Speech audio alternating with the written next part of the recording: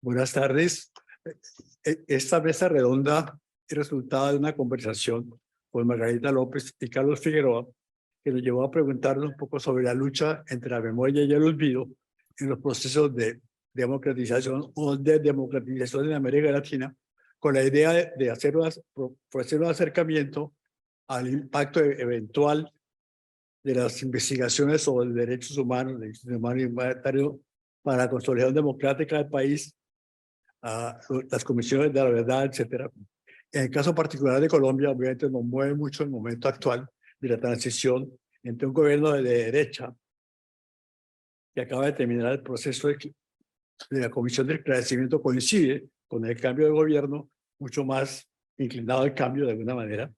Y ahí entonces nosotros nos presentó la idea de comparar los resultados de esa comisión con países que ya vivieron esas comisiones semejantes en situaciones diferentes. Entonces, era obvia la comparación con Guatemala, que habíamos venido hablando con Carlos de hace tiempo atrás.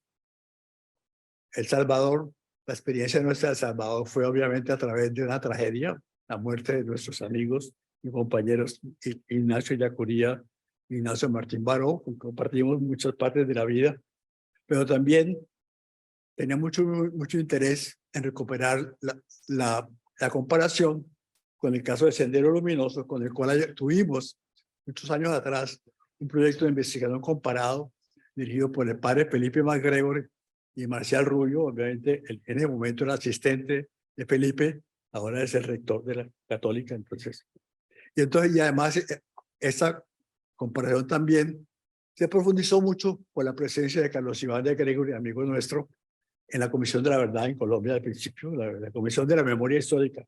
Entonces, la idea es comparar casos en los cuales hubo lucha guerrillera más o menos abierta, enfrentamiento armado frente a un Estado, entonces en contraste, digamos, con países como Argentina, Uruguay, y Brasil y Chile, una transición bastante distinta transición. En cambio, nosotros tuvimos un conflicto armado realmente grave, los tres países marcados. Yo comentaba con Marcial Rubio y Felipe MacGregor que nosotros con Perú nos había unido la sangre, pero la sangre derramada. Entonces, obviamente, esa necesidad de comparación también está alimentada con mi trabajo de asesor un poco en la sombra del padre Francisco José de Rú, encargado de la Comisión de la Verdad. Y todo eso coincide además con el final de la negociación con la FARC, los problemas de implementación selectiva de los acuerdos de La Habana, los problemas con el gobierno de Duque y el cambio de gobierno, digamos, con la propuesta de paz total de Petro, también todo eso. Y todo eso muestra, digamos, un poco, implícitamente implica, digamos, un cierto cierre de un ciclo en que Colombia se inició en los años 60 hasta que prácticamente se consideraba, digamos, que Colombia era una especie de anacronismo viviente en un continente donde la acción armada aparentemente había pasado de moda. Y en ese sentido también nos movió mucho la idea de la comparación. Pero queríamos ir mucho más de las comparaciones concretas sobre la Comisión de la Verdad para tratar de marcarlos en una mirada de mediana y larga duración que explica un poco los distintos contextos políticos, sociales, económicos, donde surgieron los grupos de insurgentes, para mostrar un poco las diferencias, los diferentes proyectos políticos que inspiraban a cada uno de esos grupos, sus modalidades de acción, sus relaciones con la población civil, bueno, etcétera. Entonces, ahí, digamos, en ese contexto, digamos, nosotros tratamos de marcar la lucha por esas diferentes narrativas, que algunas veces recuerdan algunos puntos, subrayan otros, olvidan algunos, ocultan y suprimen otros. Yo estaba pensando en el caso colombiano, que más bien era la lucha entre la memoria y el silencio. El silencio. No tanto el olvido, sino el silencio. Entonces, y obviamente eso tiene mucho que ver con los procesos políticos de improvisación, etc. Para eso entonces, con Margarita, invitamos a Jean-Marie Burt, profesor de la Universidad George Mason, senior fellow de ULA, especialista en esos temas de violencia, derechos humanos, justicia, donde trabajo particularmente en Perú y Guatemala. A Carlos Figueroa, obviamente, sociólogo guatemalteco mexicano, profesor de la Universidad, la Benemérita Universidad de Puebla, especialista como testigo y como víctima y como analista del proceso de Guatemala. Y para comparar eso también pues, invitamos a David Ernesto Morales Cruz de la Fundación Cristo Sal, donde es jefe de la Unidad de Justicia Transicional, que además jugó un papel muy importante en los juicios sobre las masacres de Mozote y Calabozo y en el apoyo de la Oficina Legal del Arzobispado de El Salvador. Y obviamente mi historia académica también, el trabajo de CINEP de más de 30 años dedicados al conflicto armado en su dimensión espacial, histórica, geográfica, etc. Para iniciar esta mesa redonda, voy a invitar a Yomari para que introduzca un poco las preguntas sobre las cuales va a girar nuestra discusión. Gracias, Fernán. Buenas tardes de nuevo. La dinámica de esta mesa vamos a tratar de hacerlo un poco interactiva. Entonces yo voy a formular un par de preguntas en 2 rondas a los panelistas, incluyéndome a mí, que es un poco raro, pero bueno. Vamos a comenzar con Fernán, luego Carlos, luego David y luego yo termino y empezamos con la segunda ronda. La primera ronda, ese es el planteamiento. En esta mesa estamos reflexionando sobre las experiencias de 4 países que han vivido guerras internas muy cruentas. En cada país, aún con matices diferentes, la búsqueda de verdad y justicia para las víctimas de graves violaciones de los derechos humanos ha sido un eje central en las transiciones desde la guerra hacia la paz. ¿Cómo se configura esa búsqueda por verdad y justicia en cada país? ¿Cómo se relaciona esa búsqueda con los esfuerzos de democratización, tomando en cuenta la existencia de sistemas de impunidad muy arraigadas? Ahora, cada uno tiene 7 minutos para responder esas preguntas muy grandes, lo cual lamento, pero adelante, Fernán. 7 minutos. 7 minutos. Voy a saltar y cantar cuando termine. Bueno, yo comenzaría por decir que el proceso de búsqueda de la verdad en Colombia tiene una larga historia, desgraciadamente, que comienza prácticamente con la obra clásica de Orlando Fosbury de Monseñor Guzmán sobre la violencia en los años 50, que terminaban precisamente en un pacto de olvido. Y al pasar por encima las sugerencias de discusión sobre el tema, prácticamente, y además el intento fallido de reformas también produjo ya una ocasión, un escenario para el surgimiento de una guerrilla insurgente. Otro de los puntos fundamentales es la lectura cívica, complotista del paro cívico del año 77, que llevó, digamos, como reacción, se miró eso como una situación revolucionaria, llevó al Estatuto de Seguridad en la época de Turbay y Camacho Leiva, que prácticamente endurecieron completamente el tratamiento, la protesta, etcétera. Y allí, digamos, surgió el movimiento de derechos humanos, que empezó a recopilar mucha cantidad de información sobre las víctimas, los abusos del Estado. Eso es fundamental. Y en ese momento se da el proceso de expansión guerrillera. La guerrilla sale de las zonas periféricas donde había nacido y se lanza a conquistar los espacios más intermedios de ahí. Ese es prácticamente el punto de origen. Luego tiene otro punto fundamental, es la Comisión de Estudios de la Violencia en la época del presidente Barco. Estamos buscando el proceso de paz del Ministerio de Betancourt, eliminación de la Unión Patriótica, la combinación de los bombas de lucha, etcétera, todo eso, que es otro de los momentos claves en la búsqueda de la verdad. Ahí aparecen los primeros estudios nuestros de CINEP sobre la violencia, y siendo mucho en la dimensión espacial, territorial del conflicto armado, dentro del proceso de construcción del Estado, más o menos es la idea fundamental. Pero es una mirada constructivista del Estado, eso es fundamental. Y entonces, para pasar, digamos, un punto fundamental es la Constitución del 91, en que hay un gran contraste entre la relegitimización del régimen, muy marcada separación de poderes, reconocimiento de derechos económicos, sociales, culturales, etcétera, etcétera, Al lado de eso hay un recrudecimiento de la violencia, presidente, porque ese momento exacto es el momento donde hay más altos niveles de violencia, el momento en que se supone que hay un esfuerzo de relegitimación del Estado, es el momento en que más violencia se produce. El momento es la constituyente del 91 coincide con el bombardeo del gobierno a Casa Verde, la casa donde soldaba supuestamente la guerrilla.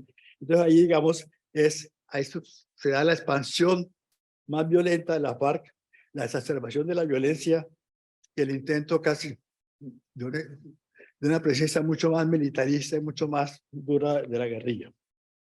Entonces, y esto lleva más o menos al proceso de paz, el gobierno de Pastrana, que además de eso termina, digamos, con total fracaso y termina con un recrudecimiento de la violencia y además un desprestigio de la salida negociada del conflicto que abre el camino al gobierno de Uribe Vélez, con el gobierno de seguridad democrática, que es muy contradictorio, porque primero que todo, con el proceso de movilización de los paramilitares, una de las condiciones para que los paramilitares se entregaran era la confesión de su.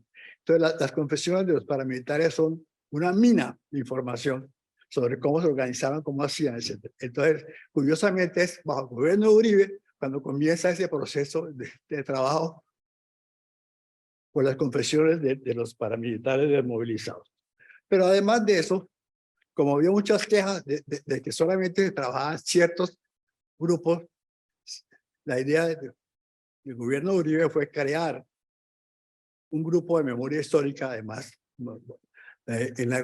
prácticamente bajo la protección de Eduardo Pizarro, como comisionado, se creó la comisión del Centro de Memoria Histórica, dirigido por Gonzalo Sánchez, y que prácticamente, curiosamente, tuvimos muchísima libertad. Es decir, prácticamente, curiosamente, bajo Uribe, tuvimos muchísima protección del vicepresidente Santos de ese momento y se respetó mucho la autonomía. Entonces, y ese momento fue muy clave porque se crearon toda esa serie de estudios sobre masacres por todo el país, los casos emblemáticos que prácticamente fueron mostrando el horror de la violencia. Prácticamente, una de las cosas que me llamó la atención de ese momento es que la gente decía, ¿dónde estábamos nosotros cuando pasaba todo eso? Cuando pasaban los masacres de Montes de María, todas cosas. Allí estaban, pero nadie las quería ver. Nadie quería hablar del tema. Todos, eso apareció en la televisión, en los medios, pero aparentemente silencio, silencio. Entonces, eso me llama la atención. Y ahí empieza prácticamente ya nuestro trabajo de recuperación más concreta de la categoría de víctima. Yo creo que es muy fuerte la presencia de las víctimas en ese mundo. Y ahí se produce un libro fundamental para nosotros. Fue una experiencia muy complicada también, que es el Nunca Más, que es un intento de síntesis de todos los informes regionales sobre casos emblemáticos de violencia, de masacres, etcétera, etcétera. Y con eso prácticamente entramos ya al proceso más reciente, el proceso de paz de Santos, con un sistema de justicia transicional de caso restaurativo, en la cual la Comisión de la Verdad tiene un papel central. No tiene una función judicial, la función judicial queda en manos del JEP. Además hay una comisión de encuentro para encontrar a los desaparecidos, pero ahí se produce, digamos, una serie de informes fundamentales centrados, digamos, en el manifiesto de Pacho de Rú sobre para que haya futuro, tiene que haber verdad, y es un llamamiento más a la conciencia ética de los colombianos, porque lo que más le llamó la atención a Pacho de Rú en su mensaje es la indiferencia, el que nadie parecía importarle lo que pasaba. Y eso explica un poco por qué, digamos, el plebiscito a favor del proceso de paz fue derrotado, porque para muchísima población urbana, la guerra, la violencia era algo que pasaba allá afuera, en la periferia, en las selvas, en las montañas, pero no les tocaba la vida cotidiana. Entonces había un cierto pacto de silencio. Para mí, entonces, la lucha no es tanto entre dos narrativas, sino una narrativa que trata de abrirse paso frente al silencio, un poco cómplice, un poco nadie quiere hablar de ese tema, y ahora el problema es que para nosotros empezamos a sentir algo parecido, digamos, que después del boom inicial del informe, incluso el apoyo de Petro mismo, prácticamente el tema empezó a pasar un poco de moda. El Congreso, la Cámara de Representantes aprobó que los informes de la Comisión de la Verdad hicieran parte del Plan Nacional de Desarrollo y el Senado lo negó. Bueno, hay que reconocer además que en esa lista del Plan Nacional de Desarrollo estaban muchas cosas. Estaba, por ejemplo, la reforma de la justicia, que es un mundo fundamental. Al lado de eso, la creación de un Ministerio de Paz y una serie de reformas que no tenían tanto que ver con el tema, pero entonces había de todo, pero en todo caso el Senado resolvió, por ejemplo, el cambio de nombramiento del sistema de nombramiento de la Fiscalía, por ejemplo, que fue una de las cosas que más problemas tuvo. Entonces, yo creo que, pero lo fundamental, el mensaje fundamental de esta comisión, la verdad de Pacho, era, además del grito a la conciencia de los colombianos de no matarás, era un poco que el problema fundamental que se hizo evidente con los testimonios de las víctimas, el volumen dedicado al testimonio de las víctimas es realmente impactante, es brillante, porque recoge víctimas, ya voy a terminar, recoge víctimas de todos los lados, de todas las tendencias, de todos los pelambres. Y entonces, pero al lado de eso, una de las ideas fundamentales de la comisión es la opción por el conflicto armado, que obviamente respondía a condiciones estructurales objetivas, necesitaba además factores subjetivos, agentes que optaran por la violencia a partir de su comprensión del mundo. Y entonces la idea de Pacho era, el problema fundamental no fue ni siquiera tanto el impacto social, sino que metió a la sociedad colombiana en un modelo de guerra. Toda la sociedad colombiana se leyó a partir de la guerra entre buenos y malos, una lectura, una concepción bipolar de la sociedad que llevó, digamos, a las condiciones en que cada uno de los actores de un lado y de otro terminaban violando sus propios códigos de conducta, tanto el Estado, los militares, etcétera, como la guerrilla también. Y con eso termino.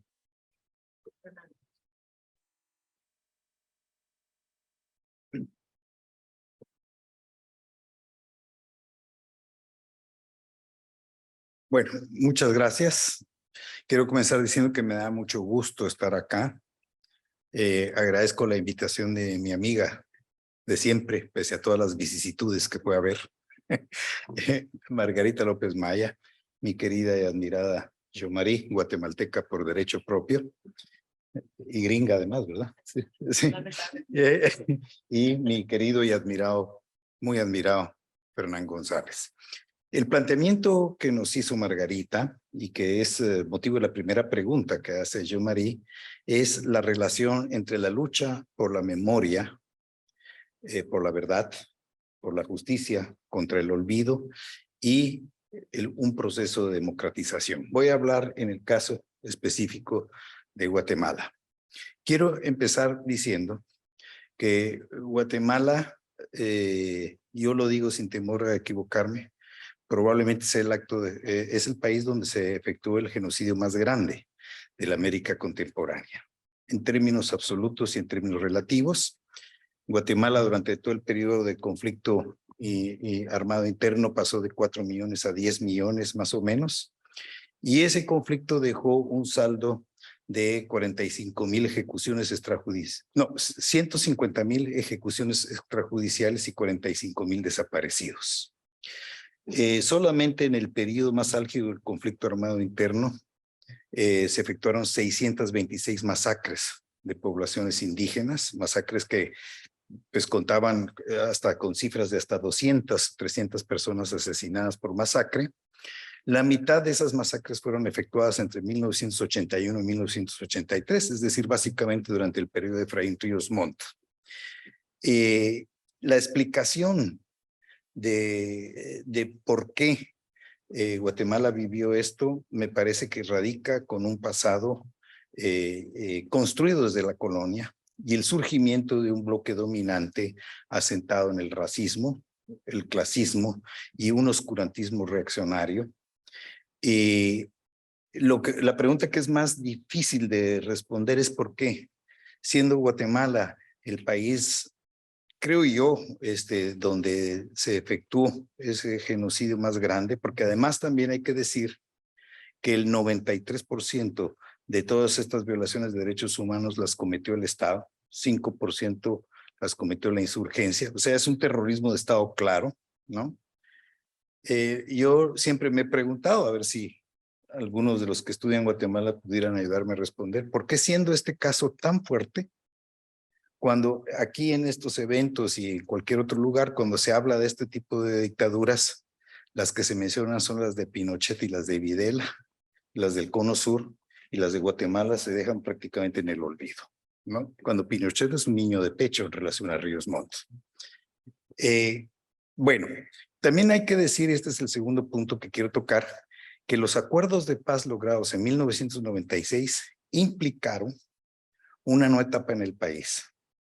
Se creó la posibilidad de que se abriera un espacio para el surgimiento de varios hechos que resultaron particularmente irritantes para ese bloque dominante. En primer lugar, se estableció una comisión de esclarecimiento histórico, cuyos datos de manera sucinta he expresado en este momento. En segundo lugar, empezó a surgir un poderoso movimiento de derechos humanos, de familiares de desaparecidos, de viudas de Guatemala, y al mismo tiempo que surgió ese movimiento social, derechos humanos, fueron surgiendo otros movimientos. Un desarrollo de todos los movimientos étnicos, un desarrollo del movimiento feminista, de la diversidad sexual, de la lucha antiextractivista, en fin, hubo una eclosión muy importante. En tercer lugar, se observó una justicia transicional que creo yo que en pocos lugares se ha visto. En primer lugar, se enjuició. El único país en el mundo donde se enjuició a un genocida del propio país por el acto de genocidio, que fue el caso del juicio de Ríos Montt, y que se le condenó, aunque esa condena fue sobreseída por la Corte de Constitucionalidad, pero de acuerdo a lo que aprendí yo, Marí, ese litigio fue estratégico porque aunque se absolvió, al final de cuentas el delito de genocidio quedó asentado y sentó jurisprudencia. Luego hay que ver que aproximadamente 60 militares, jefes policíacos, agentes represivos han sido juzgados, condenados o están siendo juzgados en este momento. Entre ellos un jefe de Estado, Ríos Montt, un miembro de una junta militar, varios generales, capitanes, tenientes coroneles y así. Y ha sido, digamos, muy efectiva esa justicia. Probablemente solo el caso argentino, probablemente que sea equiparable a lo que sucede en Guatemala. Y luego también quiero decirles que como consecuencia de los acuerdos de paz fue posible establecer una comisión internacional contra la impunidad en Guatemala, la CICIG, que logró resultados verdaderamente impresionantes. En este momento se los voy a decir, ¿no? Fíjense ustedes que la Comisión Internacional contra la Impunidad en Guatemala, entre 2008 y 2019, identificó más de 70 estructuras clandestinas de crimen organizado y corrupción. Fueron procesadas más de 660 personas, 120 casos de alto impacto. Se presentaron más de 100 solicitudes de antejuicio, es decir, contra funcionarios y funcionarias públicas. Se condenó a la cárcel a un presidente, a una vicepresidenta, a varios expresidentes, exministros, diputados, narcotraficantes, empresarios y alcaldes fueron procesados y condenados. La tasa de eficiencia judicial que logró esta CICIG y con la fiscalía fueron de 85%. Entonces, lo que estamos observando hoy en Guatemala, y voy a cerrar este punto en mis siguientes 7 minutos, estamos observando una reacción. Este bloque en el poder, nutrido de un anticomunismo que viene desde la contrarrevolución del 1954, ha ido generando una respuesta. Y esa respuesta es el nacimiento, que es lo que estamos observando en este momento, el nacimiento de una nueva dictadura en Guatemala. No es la vieja dictadura militar y los métodos de ejercicio del terror son enteramente distintos, pero el hecho cierto es que ese orden dictatorial que está creciendo está nutrido de varios actores. De eso voy a hablar en el siguiente bloque, pero lo que sí es cierto es que ha empezado a sembrar el terror. Hay aproximadamente en este momento, en un cálculo conservador, más de 53 ex jueces, ex fiscales, abogados, defensores, activistas de derechos humanos, una magistrada de la Suprema Corte de Justicia. Gente de este tipo ha salido al exilio, huyendo de la acción represiva que estamos observando. Es decir, lo que estamos observando es que los éxitos de la lucha por la memoria, por el olvido, contra la impunidad, han generado todo lo contrario de una democratización. Y no estoy negando con esto en que es fundamental para la democratización este tipo de luchas, pero si no hay otras condiciones, la reacción que se viene en contra puede ser incluso, digamos, lo contrario que se persigue, que es lo que estamos viviendo en este momento en Guatemala. Gracias. Gracias, Carlos. David, ¿estás ahí? Por favor, adelante. Muchas gracias por la invitación a este panel, LASA 2023, y un gusto compartir con colegas con las trayectorias de Yomari, Fermán, Carlos. En el caso pues, del Salvador, encontramos a lo largo del siglo XX varias décadas de predominio de gobiernos militares, muchos de ellos de facto producto de golpes de Estado, y es una sucesión de regímenes militares que se instala o se inaugura con una gran matanza, con un genocidio especialmente de población indígena y campesina en 1932. Ya desde entonces el estamento militar que tomará el poder de gobierno en El Salvador por décadas, asume la estrategia de la represión, del aplastamiento, del aniquilamiento, de las violaciones a derechos humanos como pues una de sus características principales. A lo largo del siglo XX se vendrán varias oleadas de este tipo.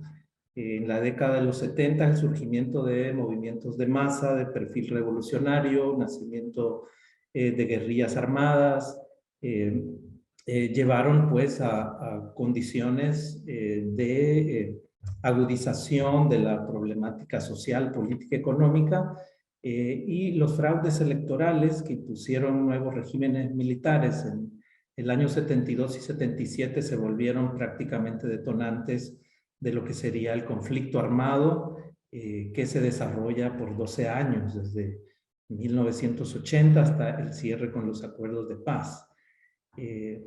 No voy a entrar en el detalle de las sistemáticas y masivas violaciones a los derechos humanos durante el conflicto armado, donde se reflejaron patrones de violencia predominantemente desde las fuerzas estatales, ¿no?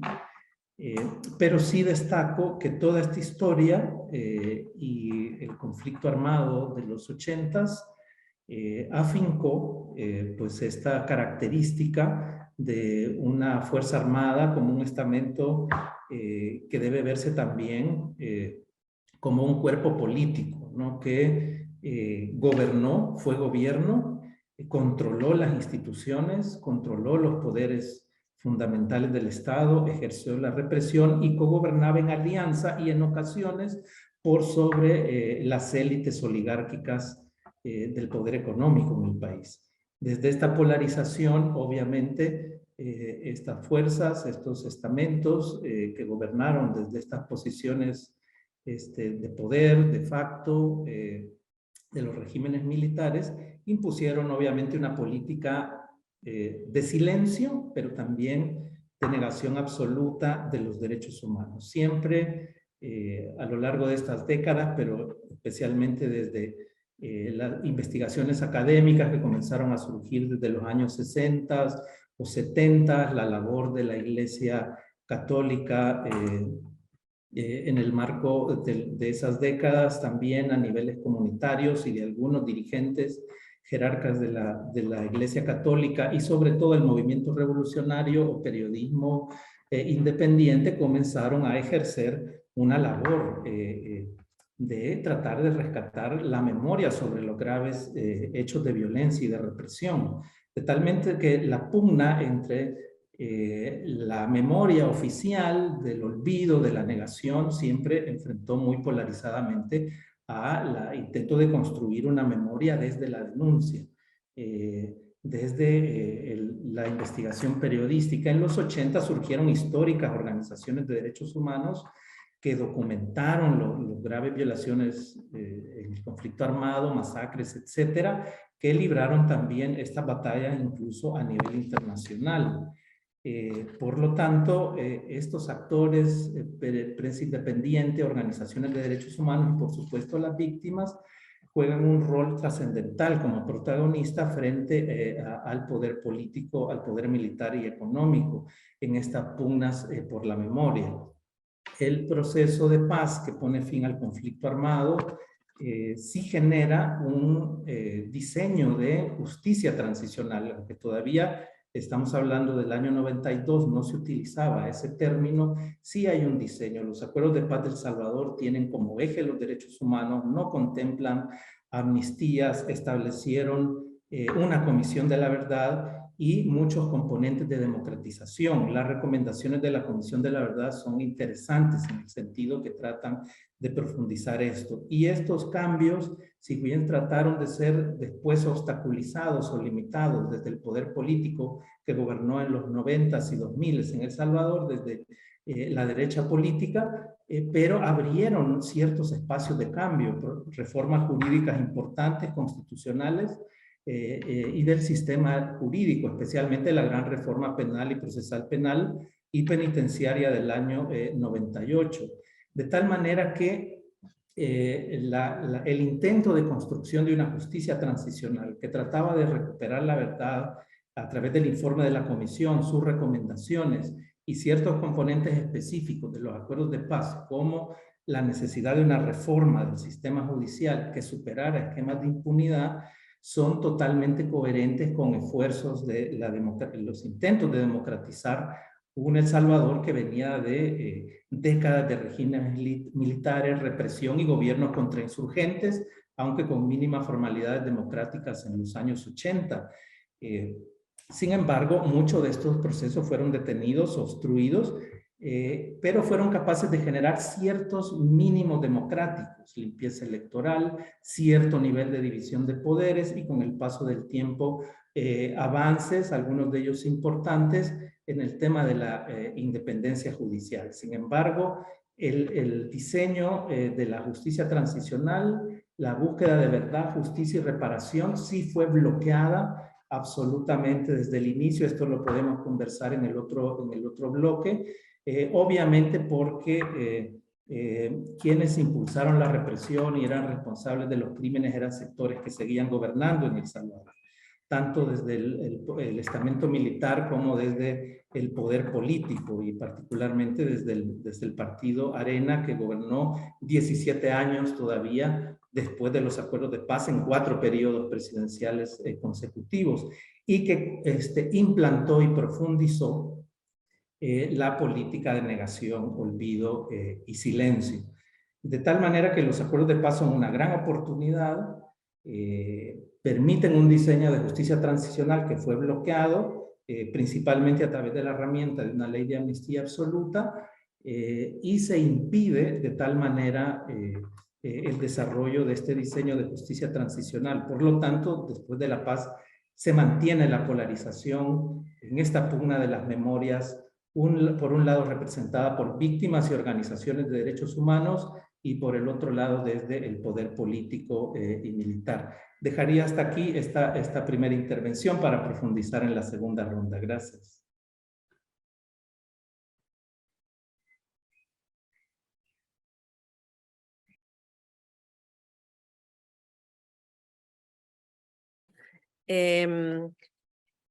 Sobre el caso Perú, quisiera referir a algo que dijo Fernán. Las víctimas y sus aliados desde un inicio de comienzo de la violencia política comenzaron la búsqueda de verdad y justicia. Y les ha demorado muchos y largos años. Hasta el día de hoy todavía hay personas esperando el inicio de juicio, el inicio de la investigación. Hace un par de semanas una amiga logró una condena contra un ex militar por el asesinato de su padre, quien era periodista. O sea, todavía se sigue esperando justicia por la violencia que se ocurrió hace más de 20 años en Perú. La creación de una comisión de la verdad y reconciliación que se dio en el marco de la transición al Perú marcó un hito particular en el caso peruano. No fue dada la comisión de la verdad. Se tuvo que convencer al gobierno de Paniagua, que fue el gobierno transicional entre la caída de Fujimori y la elección de Toledo en 2001. Y dos hechos interesantes ocurrieron, no solamente para que Paniagua tomara la decisión de crear una comisión de verdad, sino que esa comisión tuviera como marco la idea de una justicia integral. O sea, no iba a ser solamente verdad o solamente memoria, sino verdad y justicia integral, o sea, reparaciones para las víctimas y justicia para las víctimas. Y esas dos cosas fueron, uno, la justicia internacional intervino, pero vale la pena decirlo, como resultado de la acción de las víctimas. La Corte Interamericana de Derechos Humanos en marzo de 2001, cuando el gobierno está conversando con las familias de las víctimas, con las ONGs de derechos humanos, etcétera, sobre la posible creación de una comisión de verdad, la Corte emite su resolución en el caso de la masacre de Barrios Altos, que ocurrió en el 1991 en el gobierno de Fujimori, 10 años después.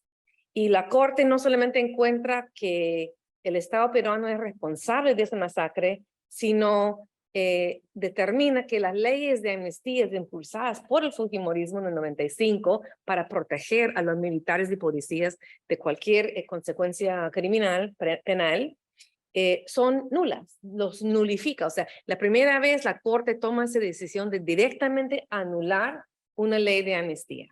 Entonces, eso abre la posibilidad de que en Perú se pueda hablar de justicia, porque ya no queda un obstáculo en el sistema legal. Lo otro es una de esas cosas del azar un poco. Recuerden que Fujimori cayó gracias a un video. Un video en el que su principal asesor, Vladimir Montesinos, está recibiendo, dando una coima a un político de la oposición para cambiar de partido, para configurarse con el partido de Fujimori. Pues se grabó todas sus reuniones, y una reunión que grabó y que salió justo un mes después de la decisión de la Corte, es un video en que el comandante en jefe de la Fuerza Armada, Montesinos, y unos 500 altos oficiales militares firman un documento, lo llamaban la acta de sujeción, a Fujimori como líder, a el autogolpe de 92 y a las leyes de amnistía. O sea, declaran su lealtad a esos principios de impunidad, básicamente. Y eso es ventilado en la prensa peruana, y algunos de los militares que están en ese video son los actuales militares ya en democracia supuestamente, y son obligados a retirarse, a salir de su puesto. Seguido de eso, la Fuerza Armada saca un comunicado en el cual acepta la creación de una comisión de verdad y pide perdón por su actuación durante el gobierno de Fujimori.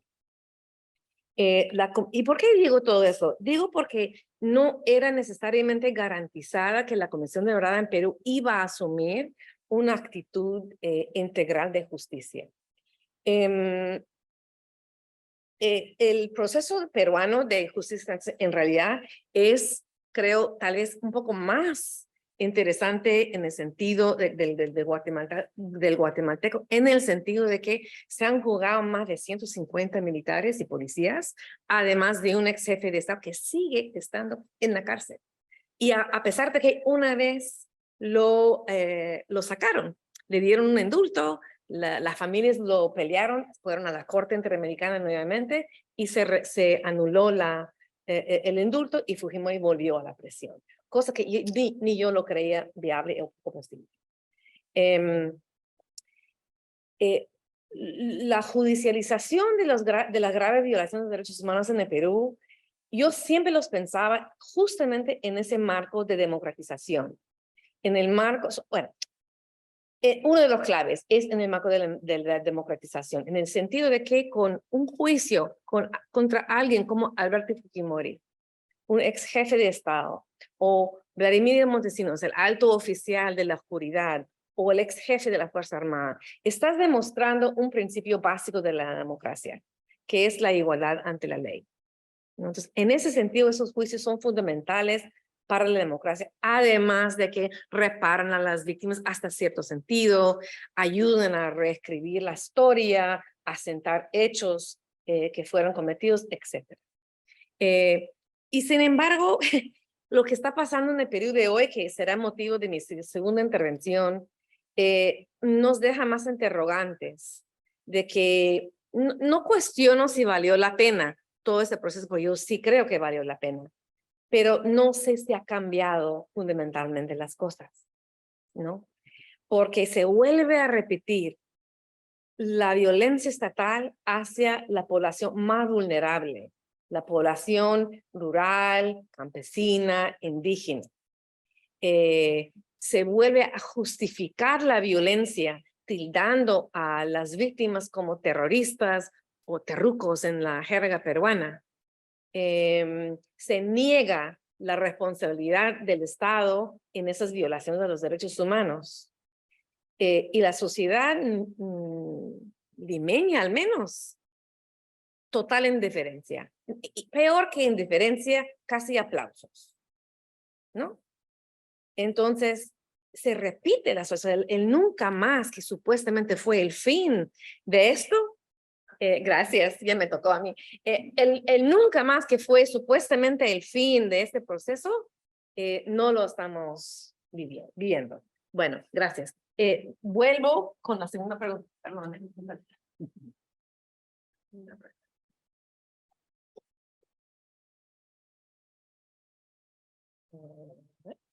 Ok. La segunda ronda de preguntas. Yo creo que tenemos que tal vez intentar con 5 minutos. ¿Está bien? Muy bien. Existe cierto consenso en los estudios sobre la memoria de que en toda sociedad, pero especialmente en sociedades donde se han vivido intensos procesos de conflicto interno, existen múltiples memorias en disputa. ¿Cómo se configura esa disputa por la memoria en sus países? ¿Quiénes son los principales protagonistas de esas memorias en disputa y cómo se relacionan con el ejercicio del poder? Adelante, Fernando. A ver, yo creo que en Colombia pues hay una tendencia negacionista. Conflicto armado nunca existió. Existió fue un complot organizado de narcoterroristas contra un Estado plenamente legítimo y una sociedad totalmente democrática. Ese pensamiento más o menos de Uribe, hay negacionismo total, apoyado por unos antiguos colegas, historiador encargado del Centro de Memoria Histórica. Y llega, digamos, en algunos casos, sectores militares dicen que realmente la FARC nunca existió, sino que es un mito, fue un mito, un grupo casi irrelevante que prácticamente convenció al mundo y a la opinión pública de que eran un peligro, pero eran absolutamente imaginarios. Hay militares que sostienen eso. Y entonces, con el narcotráfico sí crecieron y se pusieron un peligro realmente, pero gracias al narcotráfico. Esa es una opinión de un militar norteamericano asesor de los militares colombianos. Así que hay una idea negacionista. Hay otros que proyectan el problema al gobierno de Petro. Petro guerrillero, Petro hereda toda la Comisión de la Verdad, prácticamente inspira la campaña de Petro. Petro ni siquiera se enteró jamás de que había Comisión de la Verdad, nunca habló con la Comisión de la Verdad jamás, pero todo se supone que entonces, hay una, digamos, perspectiva negacionista, hay un intento de proyectar el problema de la Comisión de la Verdad al desprestigio de Petro. Hay una tendencia no a condenar el informe, sino a desprestigiar a los comisionados.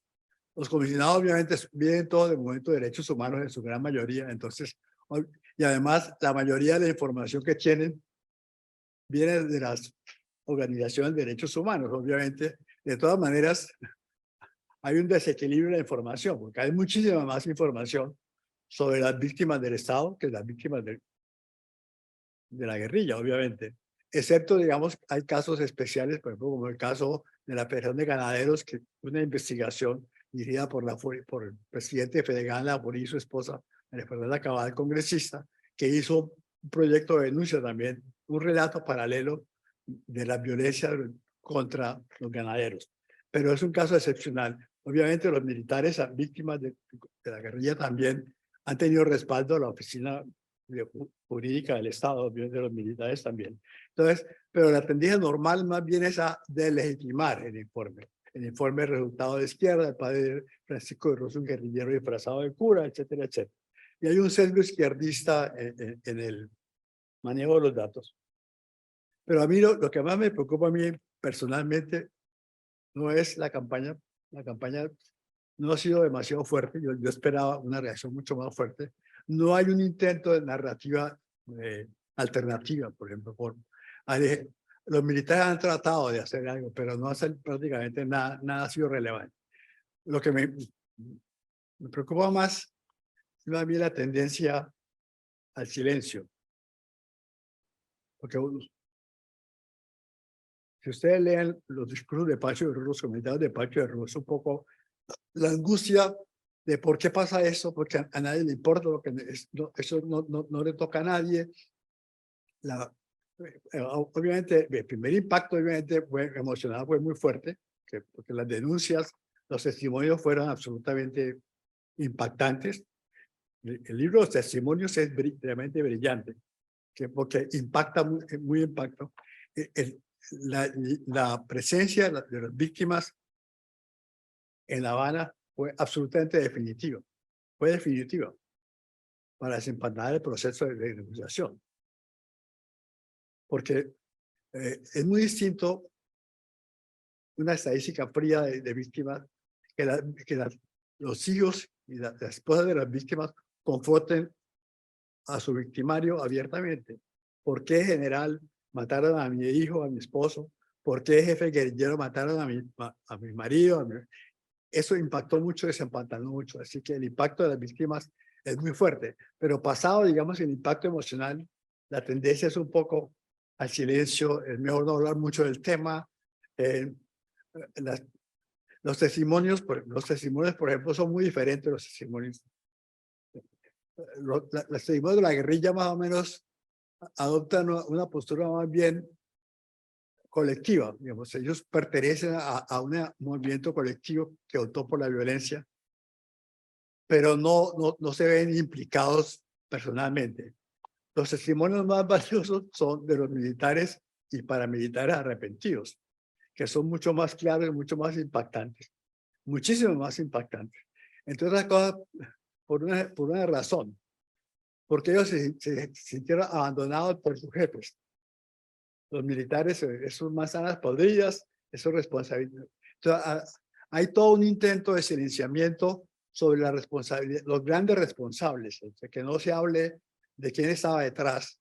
Entonces se condena al capitán, al coronel, pero detrás, quién estaba detrás, las alianzas con los terceros civiles, las alianzas con las empresas, todo eso se va silenciando, ocultando. Y cuando aparece Mancuso, por ejemplo, dando declaraciones, la gente empieza a decir, no, está diciendo lo mismo de siempre, nada. Y empieza, después del primer impacto, empieza otra vez la tendencia al pacto de silencio, no tocar los poderes que están detrás. Entonces, que soldadito, el capitán, el sargento, el cabo, hable, que el jefe, el paramilitar raso hable. Está bien, la gente dice, no, arrepentidos, pero hay cierta tendencia a hacer un velo sobre los poderes locales y regionales y nacionales que están detrás de esto. Punto. Terminé. Muy bien. Preciso. Te toca, Carlos. Bueno, he dicho en mi anterior presentación que la lucha por la memoria, la verdad, la justicia contra la impunidad ha ido, digamos que logró con los acuerdos de paz un elemento importante porque se logró el surgimiento de un muy importante movimiento por los derechos humanos, el surgimiento de nuevos actores sociales que luchaban por distintas reivindicaciones, la creación de la Comisión de Esclarecimiento Histórico, la creación de la Comisión Internacional contra la Impunidad en Guatemala, la justicia transicional, los juicios contra la corrupción, y quisiera agregar otro elemento que creo que es fundamental, las acciones de resarcimiento a las víctimas de la violencia estatal en Guatemala. Solamente durante el periodo de Álvaro Colón, el presidente emitió 16,000 cartas de solicitud de perdón, en el que el Estado reconocía haber cometido los crímenes. Mi familia, por el caso de mis padres, recibió una. Se hizo un acto incluso con respecto a mis padres en el Palacio Nacional, en el cual el Estado pidió perdón públicamente por el asesinato de ellos. Y esto se multiplicó por muchos casos. Se pusieron nombres a calles, se pusieron nombres a salones, o sea, se hizo actos de justicia simbólica y además también esto hubo un efecto poderosísimo en la memoria. Si el Estado pide perdón, esto quiere decir que hay un reconocimiento de una verdad, que no es la verdad de los actos, de los perpetradores de las violaciones de derechos humanos. Yo, en un trabajo que escribí, que les envié a todos los colegas y colegas, lo que sostengo es que ya no sé cómo manejar esta cuestión de género. Tengo una confusión de género yo. Bueno, en ese yo sostengo que los protagonistas de la lucha por la memoria, la verdad y la justicia, y los protagonistas de la lucha por el olvido, por la impunidad y por la mentira histórica, son los herederos de los protagonistas que surgieron con la contrarrevolución de 1954. Por supuesto que estos herederos han ido cambiando. Hoy encontramos que los sostenedores de todo este proceso de crecimiento dictatorial en Guatemala es un bloque histórico compuesto por un grupo de funcionarios enriquecidos con la corrupción y que buscan impunidad. Otro grupo que es el grupo de narcotraficantes incrustados en el Estado. Solamente de los 160 diputados que hay en Guatemala, 34. Esto es lo que me dicen algunos amigos diputados. 34 no es que sean agentes del narcotráfico. Es que como Escobar Gaviria en Colombia, son narcotraficantes y diputados al mismo tiempo. Y hay una cooptación de todos estos sectores, de todas las instancias del Estado, de la Corte Suprema de Justicia, la Corte de Constitucionalidad, del Poder Legislativo, ya no digamos del Poder Ejecutivo, del Ministerio Público, de la Fiscalía General del Estado. Es lo que se llama el Pacto de Corruptos en Guatemala. Ese pacto está complementado por un sector de la derecha que está organizado en la Asociación de Veteranos Militares de Guatemala y en la Fundación contra el Terror, contra el Terrorismo, que es la expresión de la ultraderecha en Guatemala. Esta ultraderecha, siguiendo un fenómeno mundial, yo lo he estado estudiando, tiene un carácter neofascista. Y no es un abuso del término, es una derecha supremacista en términos de clase, de raza, de género, de diversidad sexual, con aporofobia, etcétera. Y el caso muy importante de Guatemala es que esta derecha es la derecha predominante en Guatemala. No es la derecha neoliberal, esa derecha que postulaba la democracia y el fin de todos los fundamentalismos, en fin, lo que dijo Fukuyama. No, esta derecha reivindica el anticomunismo como un elemento fundamental de su actuar. Y esta derecha es predominante dentro de todo ese bloque en el poder. Quisiera terminar diciendo que ese bloque en el poder, por usar los términos de Gramsci, se constituye también como un bloque histórico. Es decir, como un bloque histórico que se irradia en las clases medias, para continuar un poco el razonamiento de la mesa anterior, y sobre esas clases medias se constituye no solamente la lucha por el olvido, sino algo que dijo Jean-Marie en un panel íntimo preparatorio de que organizó Margarita. Siempre la lucha por el olvido es la lucha por la imposición de un determinado tipo de memoria. Y en este caso, la memoria, como ya lo mencionó Fernán en su ponencia, no es la negación, sino es la teoría de los dos demonios, que por cierto tienen un académico estadounidense, su expresión académica, David Stoll, con su libro Between Two Armies, quien también lo que plantea es que en Guatemala no hubo una acción de terrorismo de Estado contra la población, sino población civil que estaba entre el ejército y la guerrilla, lo cual es una cuestión absolutamente falsa. Yo creo que estamos observando, ya con eso termino, yo María, una transición de la dictadura militar a lo que yo llamaría la dictadura de la gobernanza criminal. Porque el bloque en el poder está sumamente imbricado con todos estos poderes delincuenciales.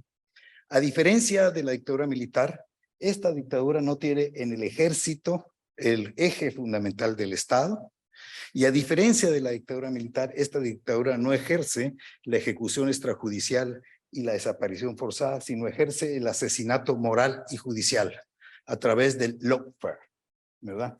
Pero igualmente infunde terror, ¿no?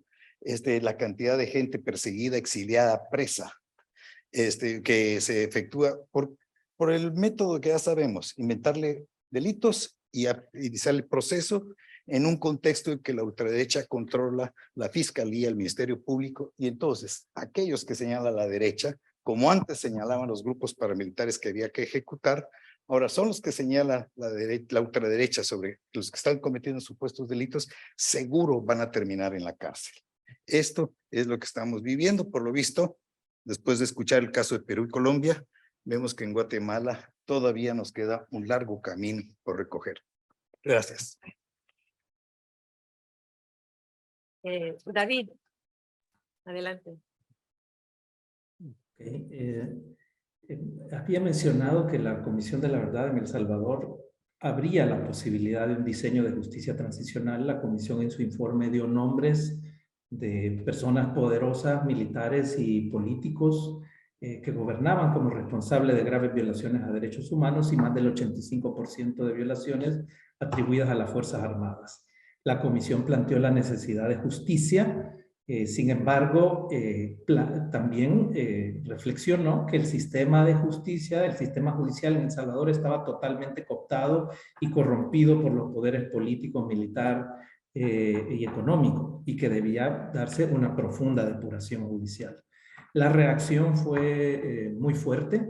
El rechazo absoluto desde las élites del poder, de los tres poderes fundamentales del Estado, el informe de la Comisión, y el bloqueo del cumplimiento a todas sus recomendaciones, y se usó la herramienta de una ley de amnistía amplia, absoluta e incondicional que imposibilitó la justicia a nivel interno. De hecho, muchos otros procesos democratizadores de los acuerdos de paz también fueron bloqueados o limitados durante estos gobiernos posteriores a los acuerdos de paz. Se trató, dijéramos, de gobiernos de corte neoliberal que pugnaron por las políticas al más estricto sentido del consenso de Washington, pero que también instauraron los mecanismos de populismo punitivo, es decir, persecución a la violencia de la posguerra y a fenómenos de grupos delictivos muy violentos posteriores como las pandillas desde una perspectiva que privilegió la militarización, de tal manera que el estamento militar y las Fuerzas Armadas siguieron teniendo un enorme poder.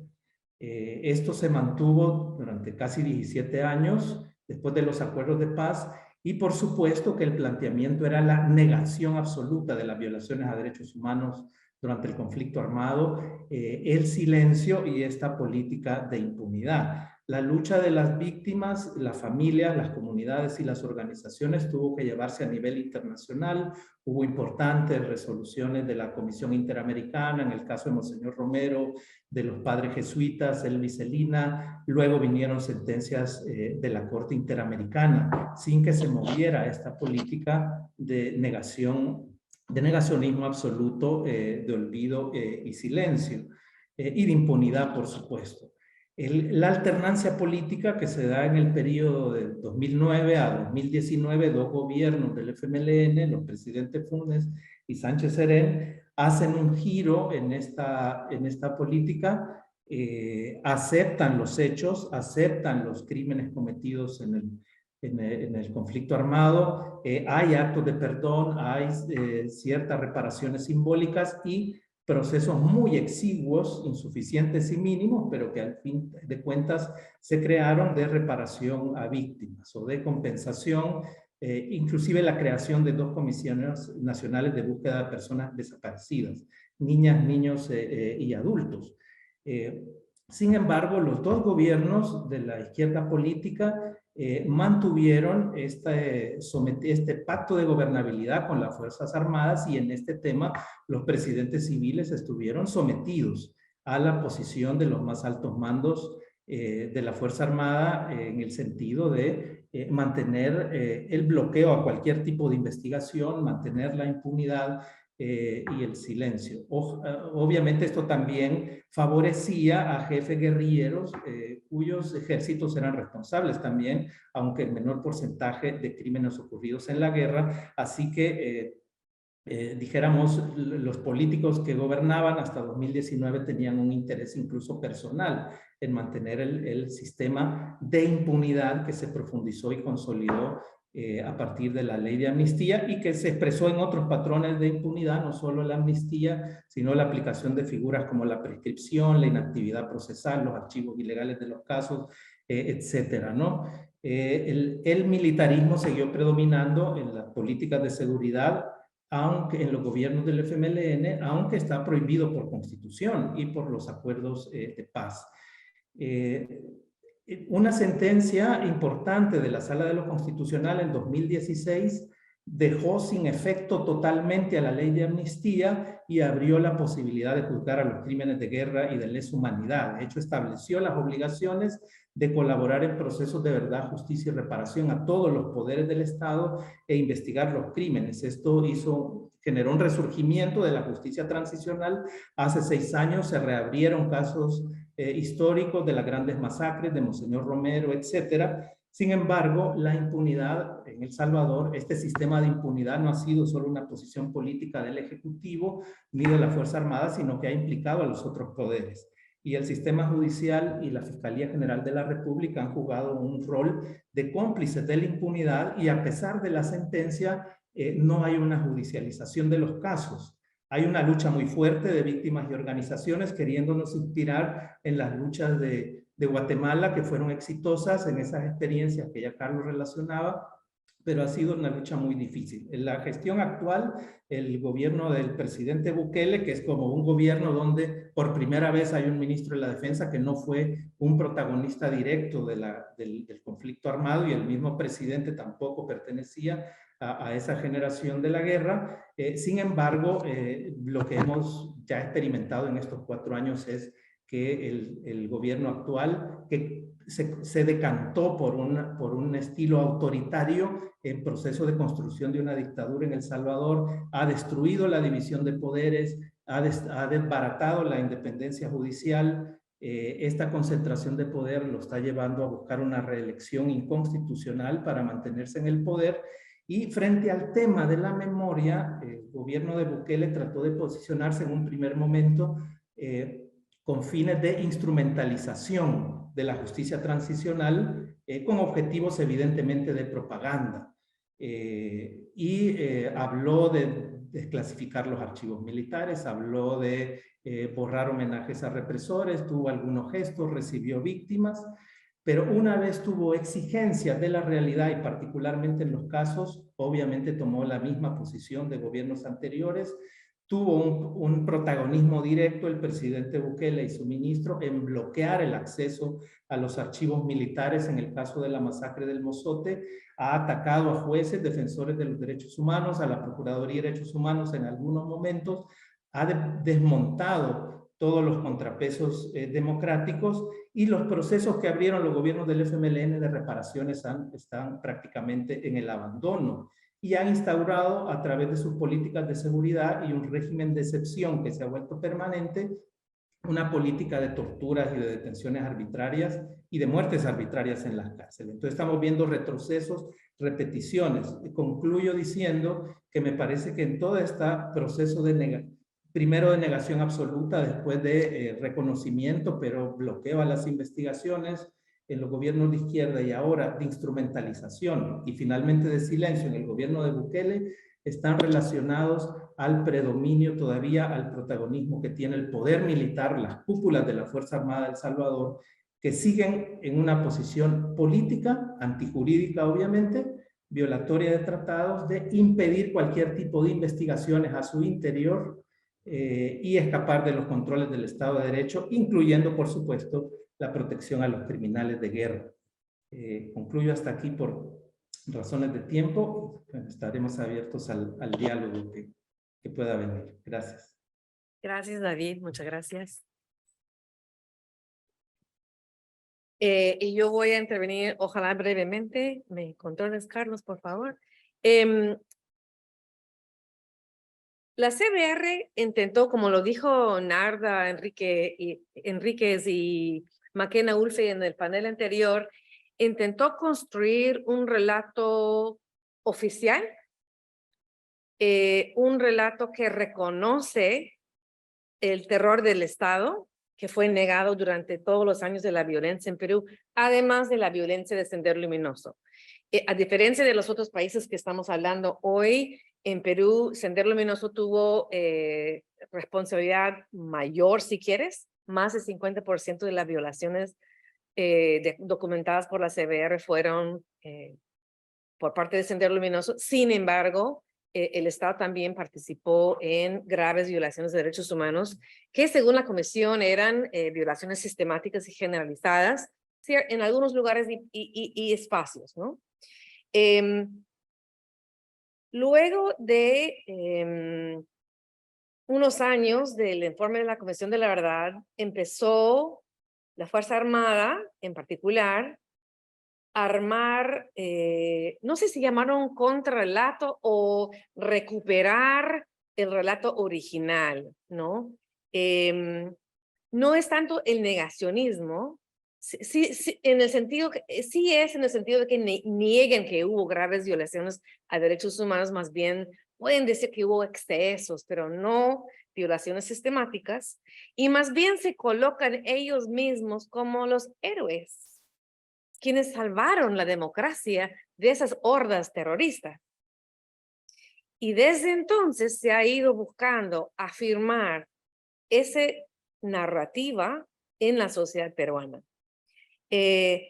Incluso la Fuerza Armada Peruana en el año 2012, o sea, 9 años después de que la Comisión de la Verdad publicó su informe final, publicó un documento escrito por historiadores del ejército que se llama En honor a la verdad. Es su versión, su propia Comisión de la Verdad, ¿no? Es real, no se me entienda. Y no hablan de graves violaciones de derechos humanos, obviamente. Reconocen que aquí o allá hubo ciertos excesos, pero eso lo expliquen por el fragor de la guerra, etcétera, etcétera, y buscan nuevamente asentarse ellos como los héroes de la guerra y toda la responsabilidad por la violencia cae a manos de Sendero Luminoso.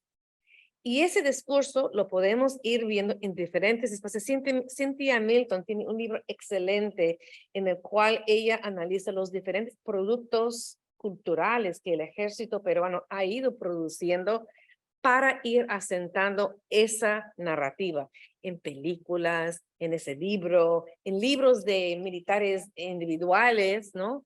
Entre otras cosas. Entonces, hoy en día que el Perú está frente a una nueva crisis de derechos humanos y de democracia, están utilizando, como dije en mi intervención anterior, los mismos argumentos. Son terroristas y por lo tanto merecen morir. Y así estamos en Perú hoy en día, con ese discurso, esa narrativa, no tanto negacionista, sino una narrativa que busca interpretar la guerra de cierta forma, darle protagonismo a la Fuerza Armada en un sentido particular para justificar su accionar y para dejar todo responsable en manos de grupos alzados en armas. Y pues así estamos. Hoy en día, cuando hay jóvenes que se levantan contra del gobierno que consideran inadecuado, la respuesta del Estado es violencia. Como quien lee el periódico sobre Perú en esos días lo ha podido ver, el terroqueo es constante, o sea, referirse a las manifestantes como terroristas, como miembros del Sendero Luminoso es incesante. Y nuevamente el negacionismo total de su responsabilidad. Y ahí lo dejo para abrir, tenemos como 15 minutos para invitar comentarios breves y preguntas de la audiencia para cualquier de los, o sea, hacemos como dos o tres intervenciones y luego invitamos a los panelistas que quieran responder a responder. Pero para hacer algún comentario tienen que por favor venir hasta aquí y hablar al micrófono para que los que están en el Zoom pueden escuchar bien. Y yo voy mirando a ver si hay los que están en el Zoom pueden escribir su comentario y yo haré el esfuerzo de representar su inquietud aquí. Muchas gracias. Sí, muchas gracias a los panelistas, a Jean-Marie, que es siempre tan puntual en organizar las cosas, no solamente con sus papelitos, pero bien.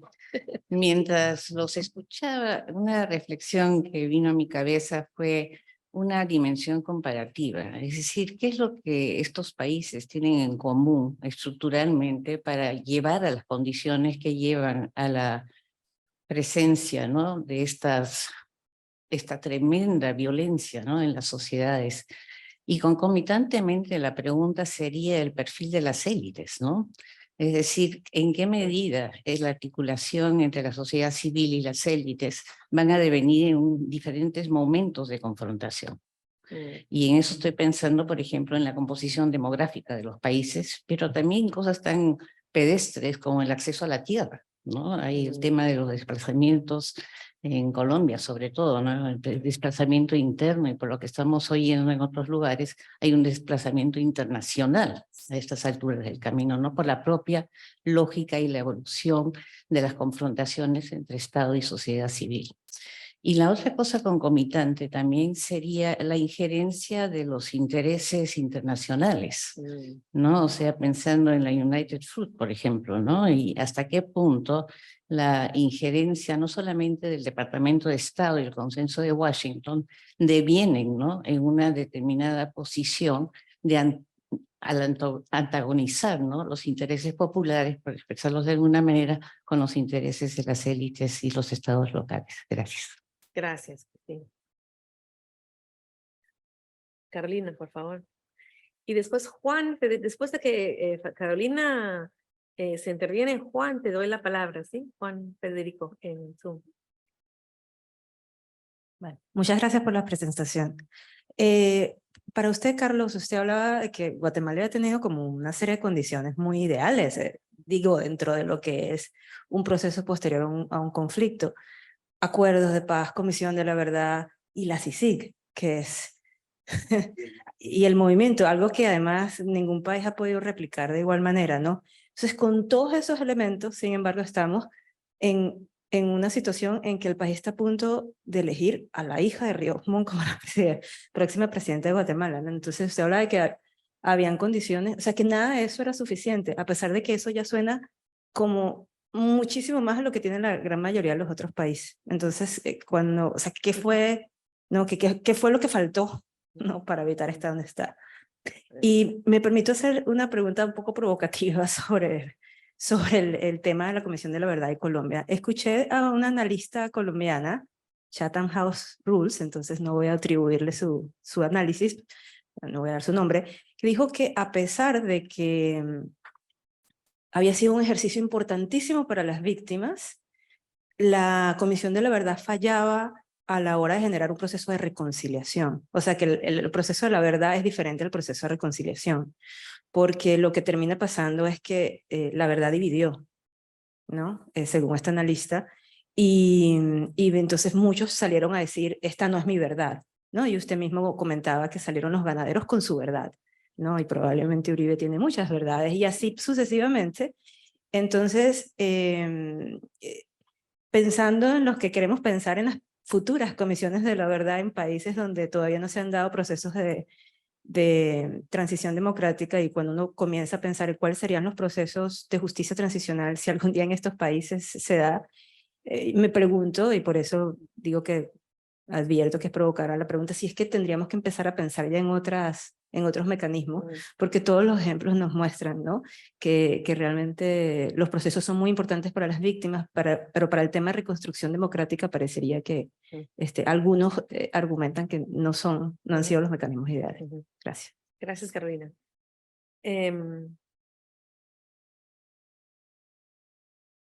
parece que Juan, ya no lo veo. Se fue, ¿no? Ah, perdón. Ah, Margarita, pero tienes que adelantarte, por favor. Estimada presidenta. Madame presidenta. En agonía. Qué horror. Y convertirme en el jarrón chino. Ya viene No, es que quería empatar lo que, o sea, primero darles las gracias porque creo que la sesión ha sido sumamente interesante y relevante en esta búsqueda de soluciones para la democratización de la región de América Latina y el Caribe, pero quería hacer énfasis en unas cosas que dijo Carolina allí, porque recordé el libro que salió hace ya varios años, que se ganó un premio LASA, por cierto, Scott Menway y Aníbal Pérez Liñá, que ponía el acento y la clave en las élites de los países. Si las élites no están convencidas y no están dispuestas a hacer sacrificios para la nación como un todo, es muy difícil que se obtenga. Entonces está empatado con lo de Carolina porque satisface ciertas cosas, pero para el proceso de democratización que estamos buscando, ¿cómo lo ven ustedes? O sea, ¿de qué manera juega eso? Muy excelente pregunta. ¿Comenzamos con Fernán? Bueno, Tienes 2 minutos. espero que sí. Bueno, 3, yo les doy a los 3 y yo me tengo que hacer. yo no sé si la Comisión de la Verdad dividió o mostró que estábamos divididos. Es un poco distinto. Yo creo que la manera misma como se escogió la comisión desde el principio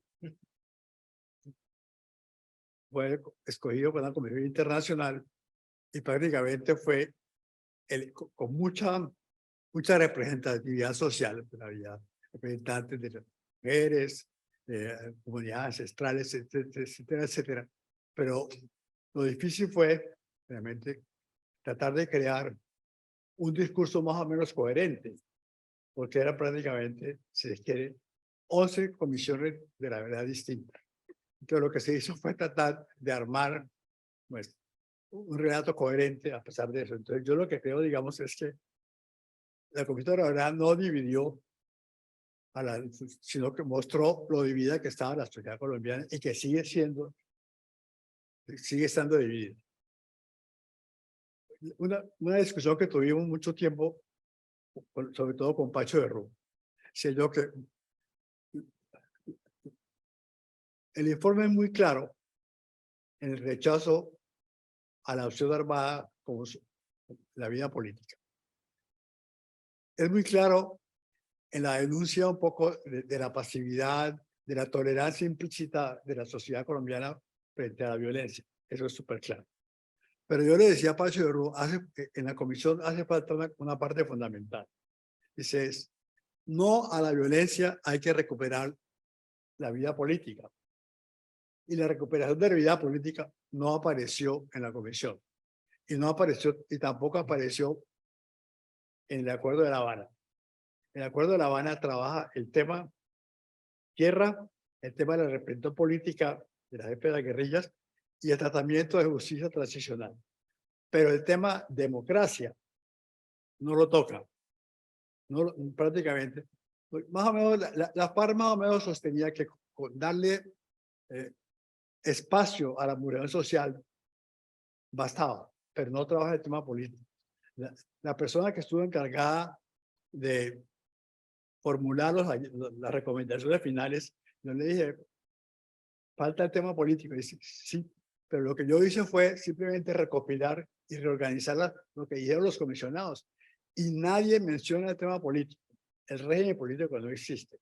Y el régimen político tiene que ver con el papel de las élites, el papel en las élites de la democracia, el papel de y además las élites, la democracia, élites colombianas, sobre todo algunas, tienen cierta tendencia histórica a la solución de violencia privada. Desde toda la historia colombiana, no solamente ahora, sino que toda la historia colombiana, las élites además tienen su pequeño grupo armado siempre. Las guerras civiles se montaban sobre eso, los hacendados tenían su grupo armado, etc. Yo creo que el papel de las élites es fundamental, porque si no se trabaja el tema de la democratización de la sociedad, es simplemente no puede haber paz. Realmente. El fondo sigue el problema, no a la lucha armada, sino lucha política. Pero ¿cómo es la lucha política?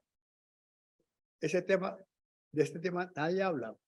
Pero yo creo que para mí el problema es la recuperación de la política realmente, a partir de la política realmente existente, sin empezar tampoco en una política ideal, sino recuperar un poco la dignidad de la vida política y la negociación con las élites, etc.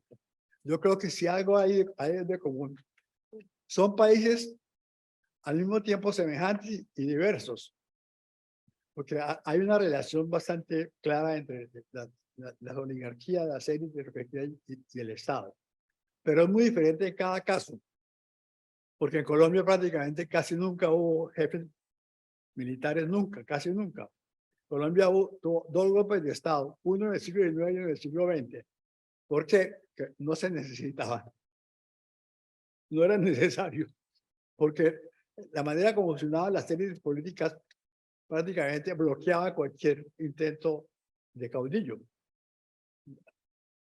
Casi con Venezuela. Entonces nosotros no tuvimos caudillos, porque los partidos políticos neutralizaban cualquier intento caudillista en toda la historia colombiana. Pero de todas maneras, la simbiosis entre élite y Estado son fundamentales y revisten formas distintas en cada país. En Centroamérica hay una delegación, el ejército funciona como una especie de poder delegado por las élites. En Colombia no se necesitan. En Perú hay ambas cosas a veces. Oscila un poco entre caudillos militares, Odría, etcétera. Y Odría con allá de la Torre, un poco oscilando entre una cosa y otra, el populismo y la respuesta militar. Pero cada uno tiene respuestas diferentes al mismo problema, que es cómo funciona el régimen político, cómo funcionan las élites en relación con el Estado. ¿Suficiente? Sí, gracias. Muy amable.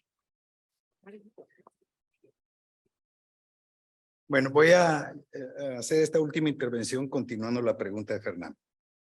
Nada más que la continuaría de la siguiente manera. Los acuerdos de paz, y esto alude a todos los países donde ha habido estos acuerdos de paz, ¿nos reconciliaron o simplemente le dieron una tregua a un conflicto que es irresoluble? Yo creo que esto fue lo que pasó al menos en Guatemala. Y esto nos lleva a las preguntas que hicieron, digamos, las Margarita, Carolina, me parece, y la otra compañera, con respecto a las élites. Me parece que la élite guatemalteca y la élite colombiana comparte el hecho, sí, en primer lugar, una cultura del terror, como cultura de dominación política. Y esa cultura del terror proviene desde la colonia, pero además se ha visto reforzada por un largo conflicto armado interno. Creo que también la élite guatemalteca comparte con la peruana un profundo racismo.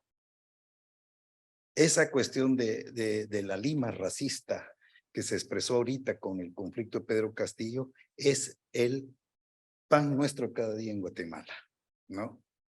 Entonces, élites de esta naturaleza, pues obviamente consideran las comisiones de la verdad, los acuerdos de paz, como verdaderas derrotas que los agravian. Y algo que a mí me parece sumamente interesante, ¿saben ustedes quién es el héroe, el ícono de la derecha neofascista guatemalteca, que es la derecha dominante en Guatemala? Es Álvaro Uribe, quien es decir, la derecha guatemalteca, que es ultraderecha, que es expresión de esta señora Ríos Sosa, es uribista. Álvaro Uribe llega cada rato a Guatemala a dar conferencias, ¿verdad? ¿Cuál es el imaginario de esto? Hablan de Bukele. Sí, bueno, sí, pero Bukele tiene para esta derecha guatemalteca ciertos asigunes, porque no se sabe de qué lado está. ¿Cuál es la narrativa de esta derecha? Nuevamente estamos en peligro por el comunismo internacional. Nada más que el comunismo internacional ahora aparece nuevamente embosado en el populismo. Y Evo Morales, Chávez, Correa, Lula, López Obrador y quien se les aparezca enfrente no es más que la imagen enmascarada del comunismo, ¿verdad? Todd Robinson, el embajador de Guatemala en Estados Unidos, es comunista. Suecia, Noruega y todos estos países que dieron cooperación internacional son comunistas, ¿verdad? Joseph Biden es socialista, no le ponen comunista, pero sí es socialista, ¿no? Entonces, vean ustedes con esta concepción del mundo, lo que está en ciernes es las posibilidades de un nuevo holocausto. Y esto es algo que pues tenemos que considerar en todos esos países, ¿verdad? Muchas gracias. Gracias. Y David, te doy la palabra. 2 minutos porque ya estamos pasados de tiempo. Sí, bien, o sea, difícil y dura la pregunta, las inquietudes, su hilo conductor, decir... No se escucha. Espérate, David. Hola, hola. No te escuchamos. Hola. ¿No? Habla, a ver. Hola, hola. ¿Se No se escucha está ahora? escuchando. Escuchamos perfecto online.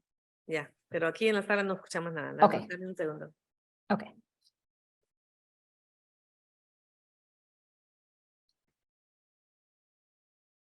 Ahora. A ver, habla David. Hola. Hola, ¿se escucha? No. ¿Se escucha? Bueno, mientras tú agarras eso, yo voy a decir mi última palabra, que es simplemente el siguiente. La Guerra Fría se acabó, pero no en América Latina. Obvio. Siguen utilizando ese mismo esquema para estigmatizar, criminalizar, eliminar, acallar a sus opositores, ¿no? ¿Otra vez intentamos? Hola, hola. No. ¿Se escucha? Sí, ¿qué pasa? Súper raro. Saca tus audífonos, David. Hola. ¿Se escucha? Qué raro, acabamos Hola, hola. Sí, te escuchamos bien antes. Sí, algo pasó. Sí, no sabemos qué pasó. Bueno, damos por cerrado, ¿no? Lo siento, David, creo que vamos a tener que dar por cerrada el panel sin escuchar tu última intervención. Lo siento mucho, pero no podemos, no sé qué está pasando. Las élites te quieren acallar, David, eso es el problema. Especialmente quiero agradecer a David por juntarse. ¿Cómo? ¿Quieres enviar algún comentario por el chat? ¿Te lo leo? O ya no. No sé si hay tiempo. Ni lo escucho, no. Está bien, tranquilo, David. Quiero agradecerte, David, por acompañarnos el día de hoy. David es un férreo defensor de derechos humanos en El Salvador, representando a las víctimas de un montón de casos de gran importancia, entre ellos el Mozote, el Calabazo y otros. Apreciamos mucho tu presencia aquí con nosotros. Carlos, Fernán, un placer. Yo te leo desde hace 40 años, ¿sabes? Es un enorme placer estar contigo. Gracias.